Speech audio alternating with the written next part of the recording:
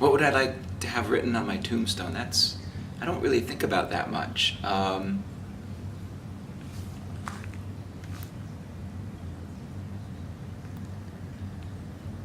not sure. I would not want it to say Bitcoin guy. I hope that I'm known more for like being a good person rather than being a just the guy who did a lot of stuff for Bitcoin. So maybe like all around good guy is what I'd want written on my tombstone. I think the big challenges now are figuring out kind of which market niches are going to take off first. So is it going to be international remittances? Is it going to be, I don't know, tourists traveling? Is it going to be something else that we don't see that's really going to kind of make Bitcoin mainstream? Maybe it'll be some particular part of the world where they haven't enjoyed a stable currency. Maybe Bitcoin will really start to become mainstream there. But I think the next challenge for Bitcoin really is to go from this kind of really niche early adopter thing to you're finding some part in the world of money where Bitcoin really makes a huge amount of sense. My attitude is to let lots of experiments happen, and that is happening. So I have no idea how Bitcoin will succeed. I'm reasonably successful that it will succeed. And my job as kind of working on the core pieces of Bitcoin is to make sure that those core pieces remain reliable. And so I really do think that it's like the early days of the internet, where I don't think anybody would have predicted Facebook and Twitter as being huge uses of the internet, or streaming movies, or I should go back. People probably did predict that, but people predicted all sorts of other things for the internet too. So I think you just have to try lots of things. Lots of things will fail, but there will be a few things that will succeed. I think they're right to be skeptical. I think maybe if they start to understand it, maybe they'll start to become less skeptical. Maybe they won't. Maybe they will still believe that Bitcoin can't possibly take their business for reasons X, Y, and Z. I'm not a banker, and I'm always very careful not to assume that I know more about somebody's business than somebody who's in that business. But if I was a banker, I would be definitely learning more about Bitcoin and thinking about how either Bitcoin or some other technology enabled by the internet might disrupt what they're doing. And if they're not thinking about that, I think they will be out of business in 10 or 15 years, because I think the world of money really hasn't embraced the internet yet. And I think, as you say, any business that hasn't embraced the internet is going to have trouble. I mean, the world of money is such a large place that I think there is room for more than one. I mean, the network effects for Bitcoin are huge, in that if you're thinking about accepting some virtual currency or using some payment system, you naturally kind of want to use the one that's the biggest, because it will let you reach the most customers, or let you, exchange value with the most number of other people in the world. And so there's naturally kind of everybody wants to join the most popular system, and Bitcoin has a huge head start. So I think any system that wants to exceed Bitcoin will have to be a whole lot better in some way to compete. Just being a little bit better in a couple different ways, you just won't be able to compete.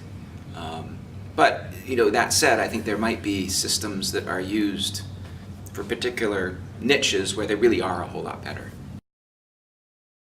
Bitcoin is the first successful electronic cash system, and so you really I think of it as electronic cash. So it's cash in that if I pay somebody, it's like paying somebody with cash.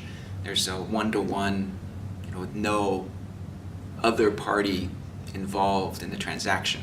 So it's not like credit cards or any other form of internet payment that we've seen. It really is a, I pay you, and it's just like we were, in person exchanging, euro coins.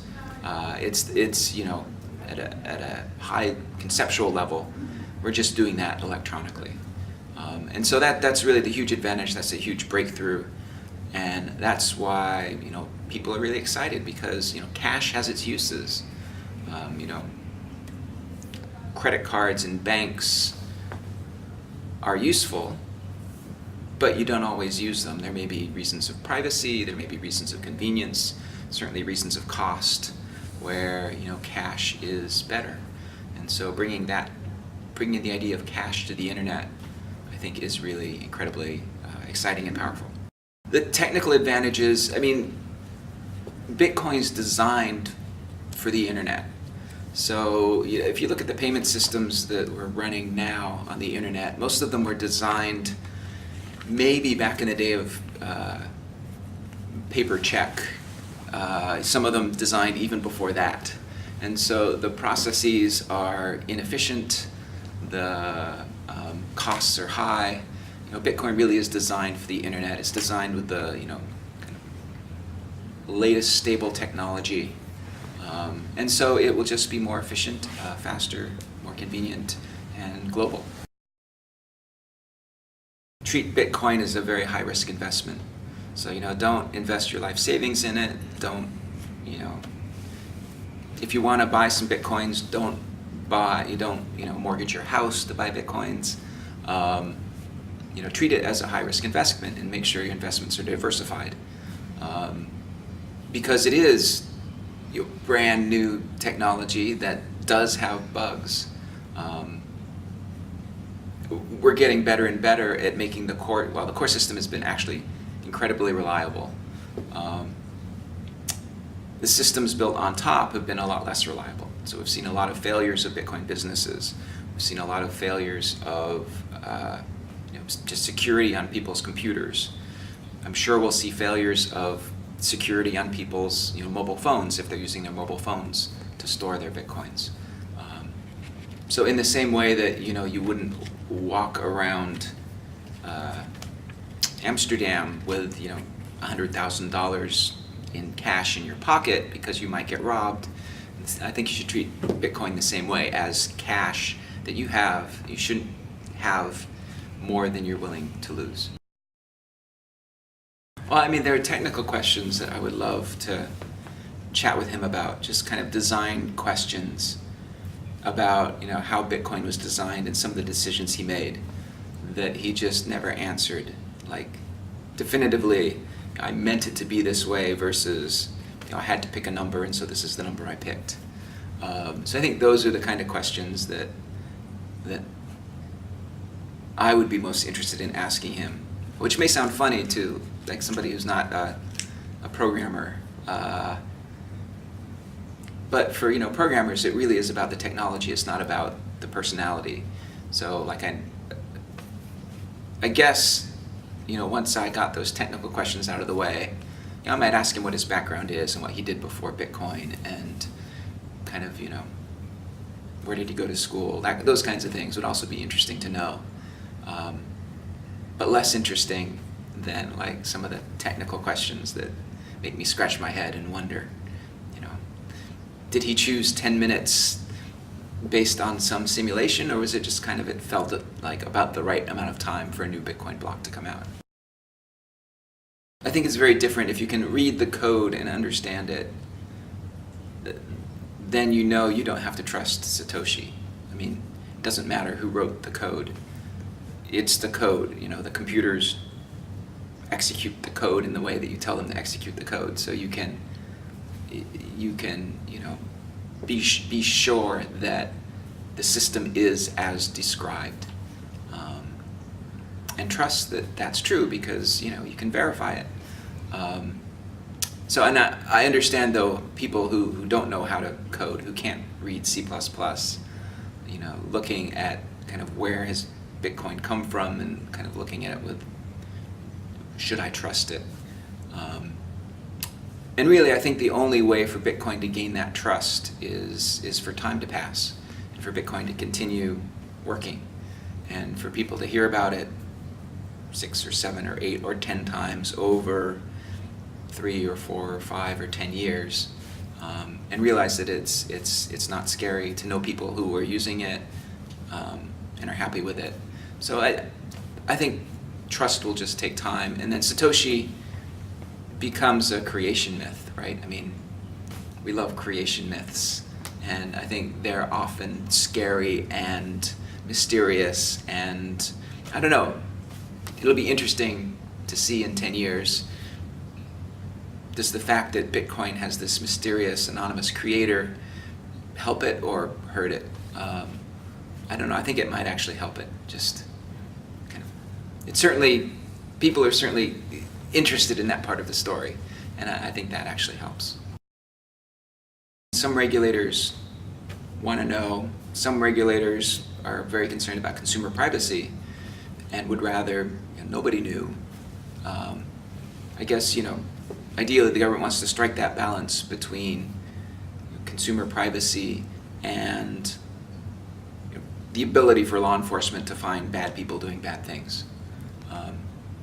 And I think that balance can be struck, and privacy and anonymity in Bitcoin is a very complicated thing. I mean, every Bitcoin transaction is public. So it's very different from like credit card transactions, where the credit card company knows everything about what you're buying.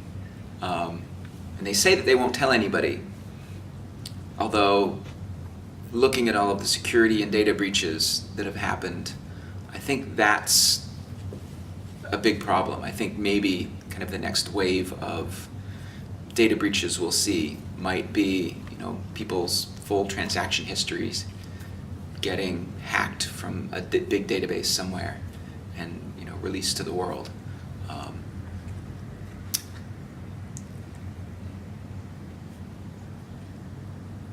Government and law enforcement kind of has to flip the way they do things with Bitcoin and think of it like cash.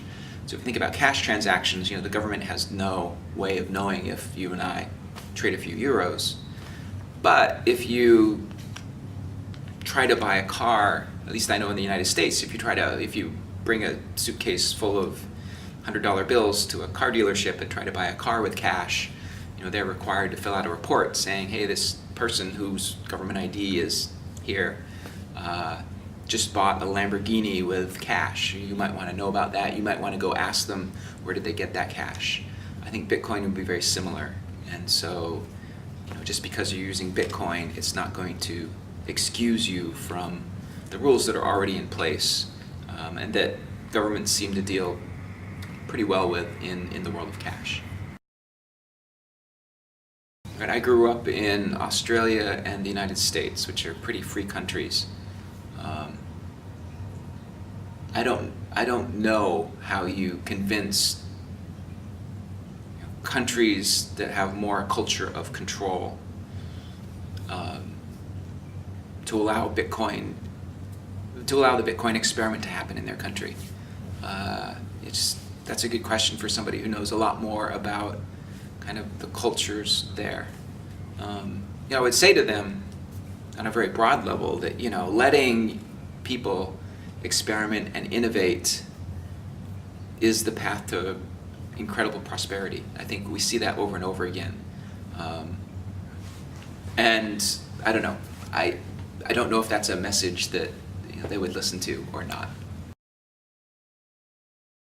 Money used to be very democratic in that, seashells or some other rare but available object was used as money. There was no barrier to anybody creating more of it, right?